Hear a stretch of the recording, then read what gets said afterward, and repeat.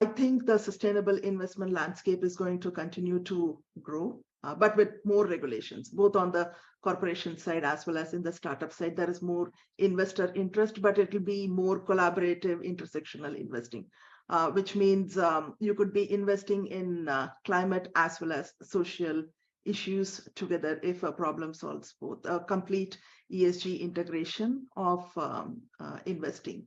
And there are 5 key areas. I think there will be more focus, even with sustainable investing.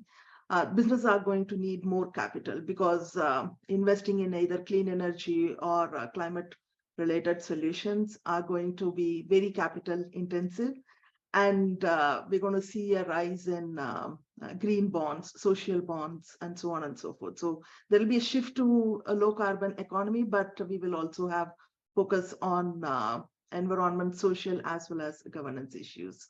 I also think there will be more public-private partnerships to be more inclusive because more than half of the world's GDP depends on either environment or environment-related services. So which means there will be more public-private partnerships to give capital to those investments so that we can hit net zero by 2030.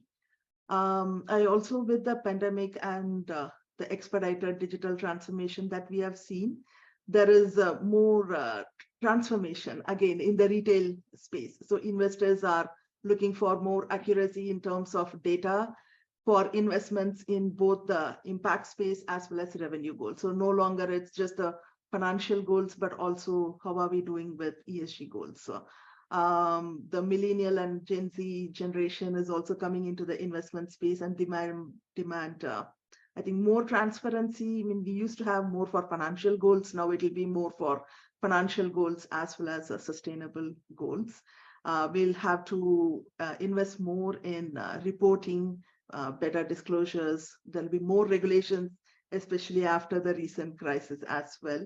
And I also think the government is going to be a little bit more stringent on how do you classify as sustainable, right? So just because some startup or some investor is calling themselves sustainable, you cannot take the word for it. So you need to have a lot of impact metrics in place.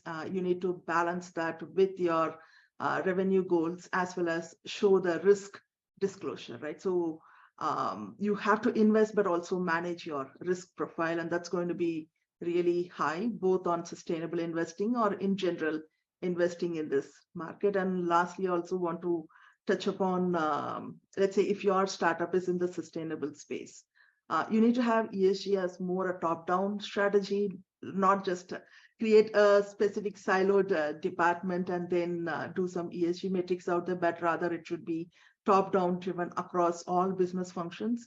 And we heard from Mihaela as well as Anka as well, right? So though there is a lot of talent, if you are a sustainable startup looking to fundraise, going to investors, you should have sustainable experts on your team. You should have dedicated risk officers who are assessing the sustainable and the financial investments. Also try to focus more on the ESG metrics that are specific to the investors you target, right? So not all ESG metrics are going to be common for all industries. So try to see what's specific to your industry and the thesis of your investor, and then focus on those metrics, start reporting on them, and then it's good for regulators as well as investors.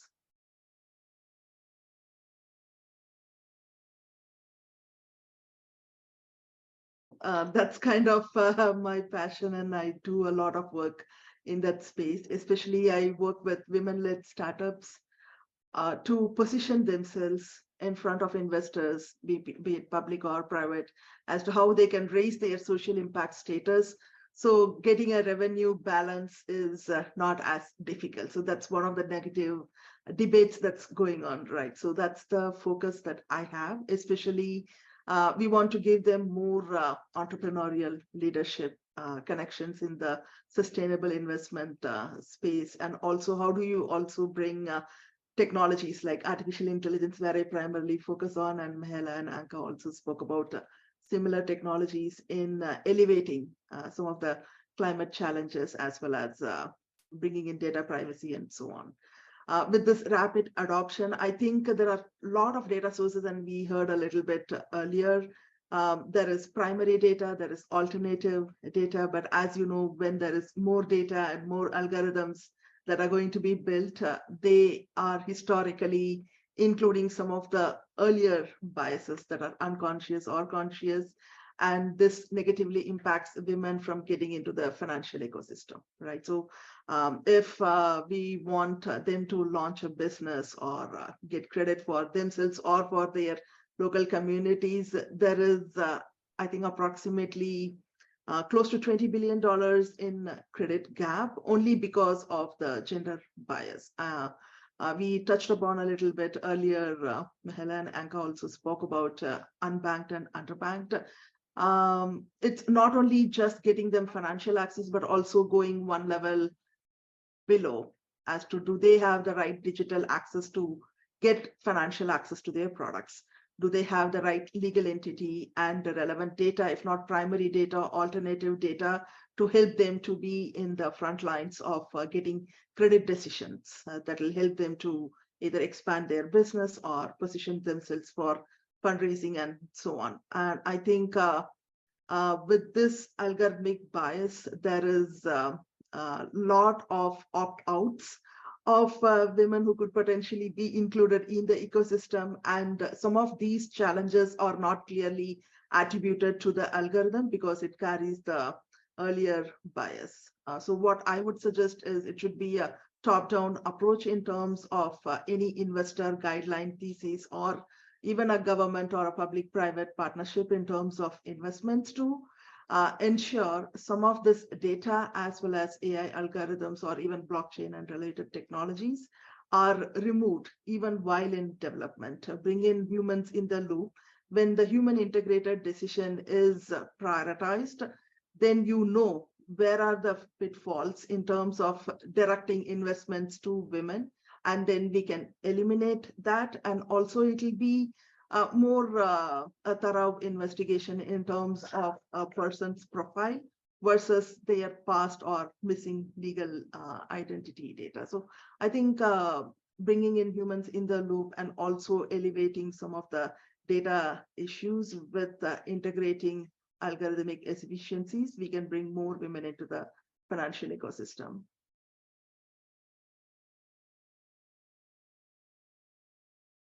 I think regardless, to me, data quality is really critical. So ensure there is transparency, full data integrity end to end. And also I would say, since regulations are going to increase, and like I earlier mentioned, to call yourself a sustainable startup or entrepreneur, it takes more than qualitative qualification. So I would really recommend focusing on the impact metrics, choosing one that's relevant to your sector, as well as expanding your team with diverse employees, contractors, whoever you want to have, so that you bring the governance and culture more tightly around your technology as well as data space. One thing I want to also emphasize is it's not one team's responsibility within your organization.